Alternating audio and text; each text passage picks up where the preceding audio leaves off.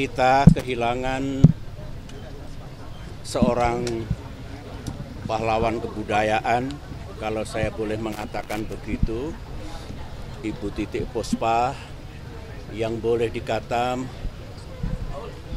mengabdikan kehidupannya untuk dunia seni, budaya, dan bahkan juga sosial. Ini boleh dikata seorang maestro, seorang musisi, seorang seniman lintas generasi dari masa ke masa, mulai dari era Presiden Soekarno, Presiden Soeharto, Presiden Habibie, Presiden Abdurrahman Wahid, Presiden Megawati, sewaktu saya Presiden Jokowi dan Presiden Prabowo.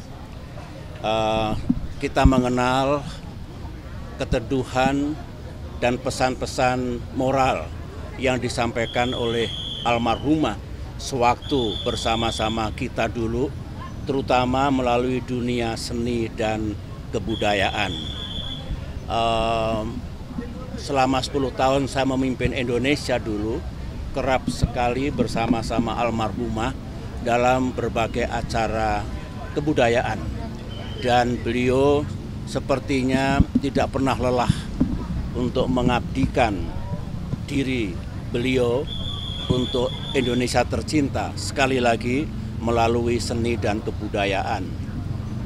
Sekitar 3 bulan yang lalu sebenarnya saya bertemu beliau karena kami 35 artis penyanyi Indonesia sekarang ini sedang mempersiapkan untuk membuat album tunggal video yang menyampaikan pesan kepada dunia agar kita menyelamatkan bumi di mana kita hidup ini, menyelamatkan masa depan generasi mendatang, menyelamatkan anak cucu kita. Ada 35 orang artis dan beliau adalah artis yang paling senior karena usianya sudah 87 tahun hingga penyanyi-penyanyi cilik.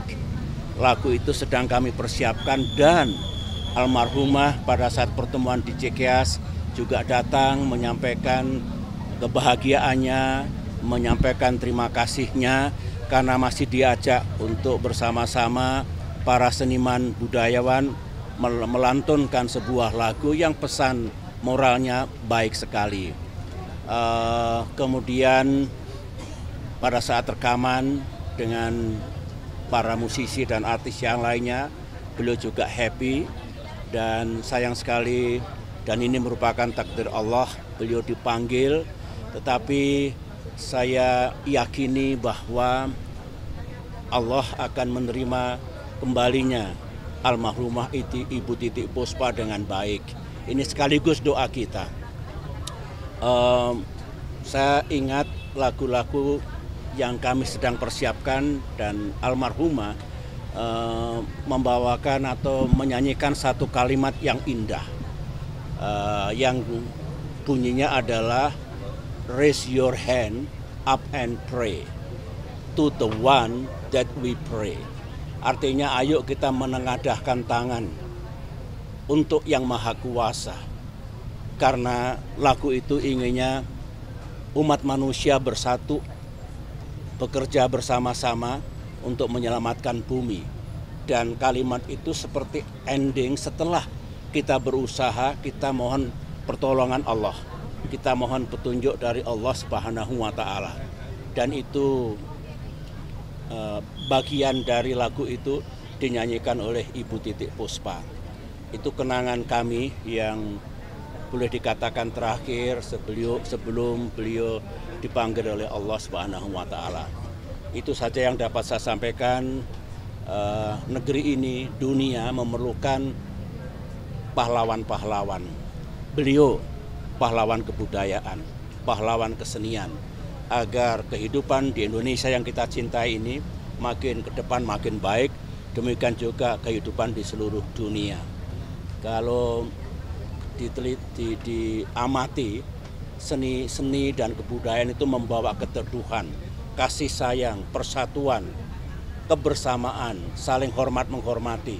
Dan itulah yang harus makin hidup di Indonesia ini. Sekali lagi almarhumah menjadi contoh, menjadi sosok yang patut diteladani oleh semua. Terima kasih.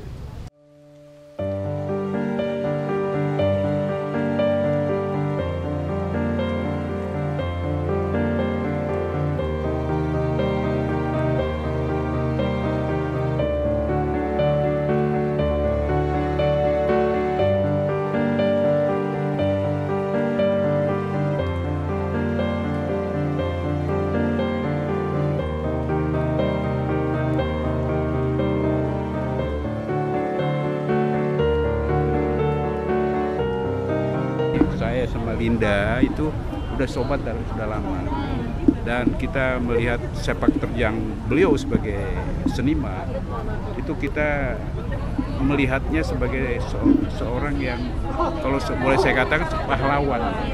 Dia pahlawan di bidang budaya, seniman yang legendaris, seniman yang dicintai dan mencintai masyarakat. Gitu ya, itu yang saya tahu. Dan khusus untuk kalau kalian lihat prajurit baret merah di sini mengantar almarhumah, itu karena himne komando, himne baret merah, pasukan baret merah, itu yang menciptakan adalah Eyang Titik. Ya.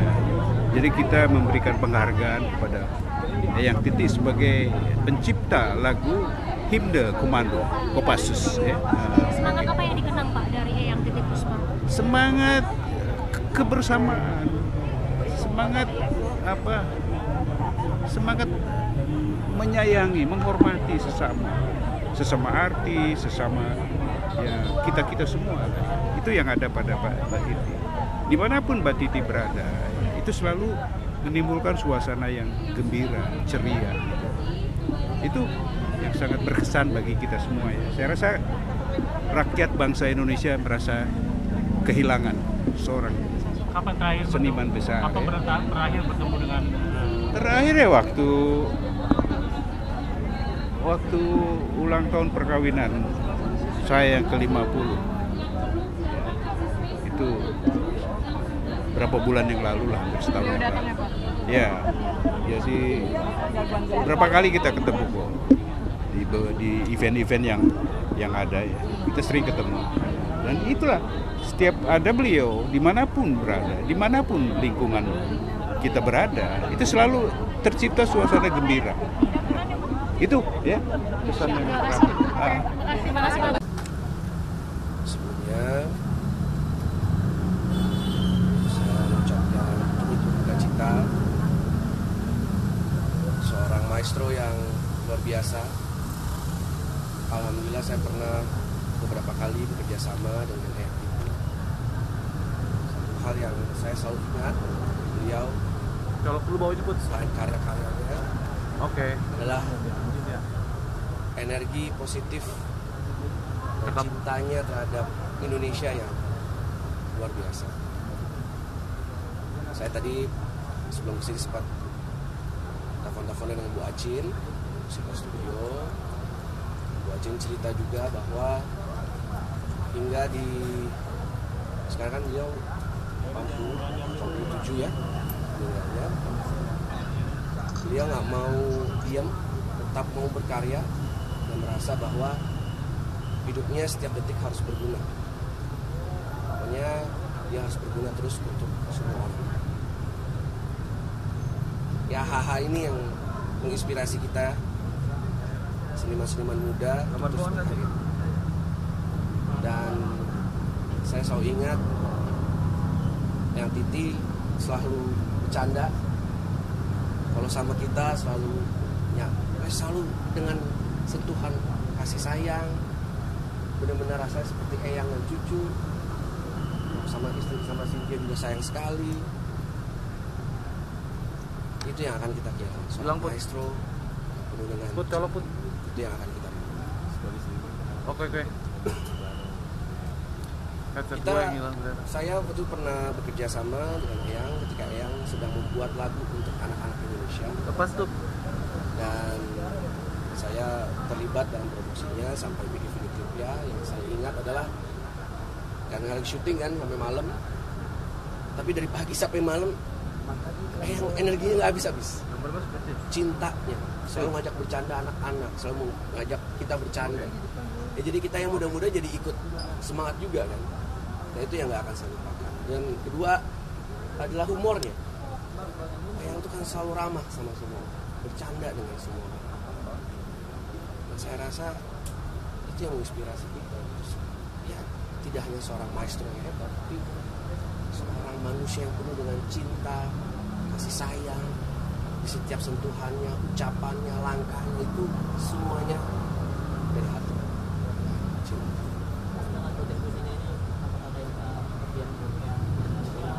Bahwa kita Indonesia kehilangan besar. Nah, ini seorang maestro yang luar biasa. Karya-karya beliau akan abadi. Dan pasti akan di remake terus. Kalau kita seniman-seniman yang muda, kita karyakan lagi, kita buat ulang lagi. Dan tidak hanya karya lagu, tapi kan suaranya. Dan banyak sekali footage beliau di digital yang mudah-mudahan bisa jadi acuan buat seniman-seniman budaya muda. Pada seorang maestro luar biasa bernama Titiek Puspa. Dia selama hidupnya tidak pernah berhenti mendedikasikan karya, cinta, dan untuk tanah air. Itu yang luar biasa. Ya, udah. Jadi semenjak beliau 4 tahun lalu kan juga kecelakaan, saya justru lebih banyak kontaknya dengan Bu Acing untuk menanyakan kabar beliau. Kita kan Bilang tuh, colok. kita bisa kontak. Oke. Ya, kalau kita datang, reportan. Justru kalau kita datang aku kayak jadi bisa istirahat. Jadi Eka. Itu dari kebudayaan, apakah dari keluarga juga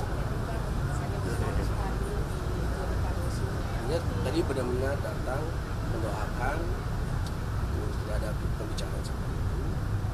Mungkin nanti kalau kelanjutannya kalau keluarga besar menginginkan audiensi dengan Kementerian Kebudayaan bertemu dan apa yang bisa kita lakukan, masih kita akan terima.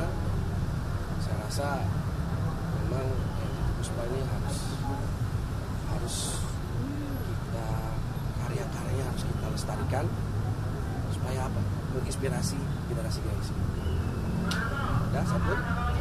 Matur sebanuan geng. Yang luar biasa. Jadi perjuangannya luar biasa. Kalau bisa lihat kan bahwa yang itu kalau performance, kalau ketemu banyak orang, dan ada satu yang kita sebenarnya contohnya adalah yang ini selalu menebarkan cinta kasih sayang kepada banyak orang yang membuat kita semua begitu cinta. Itu yang Mama Ina ingin sampaikan ke kalian.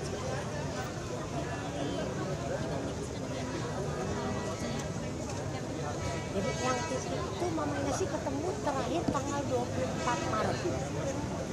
24 Maret itu ada acara buka bersama dengan yatim piatu dan itu. Nah, doa bersama. Satu masih kayaknya masih sehat gitu ya, riang segar bugar gitu kan ya. Tapi ya memang kita nggak tahu ya, semua juga Tuhan menentukan. Mamanya mendengar 2 hari kemudian setelah syuting beliau katanya sakit, dibawa ke rumah sakit. Setelah itu mamanya hanya mendengar tahu dapat kabar bahwa masuk ICU dan ini. Mamanya katanya belum boleh nengok. Dan kemarin tuh mamanya benar-benar mau nengok, rencananya mamanya sudah akan nengok ya. Tapi lagi siap-siap mau pergi ke rumah sakit. Itu dapat berita dari Ibu Acing. Tapi yang tidak ada, udah banget. Buat aku nggak ada yang telat ya.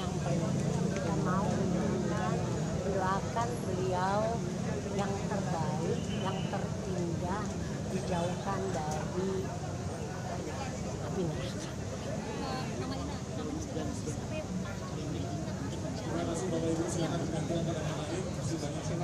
Kalau buat aku, jangan yang utama adalah jangan pernah berhenti ya, jangan pernah berhenti berkarya sampai Tuhan tidak mengizinkan lagi. Berkaryalah terus sampai Tuhan bilang berhenti. Dan itu yang Mina lakukan sampai saat sekarang. Ya. Thank you ya.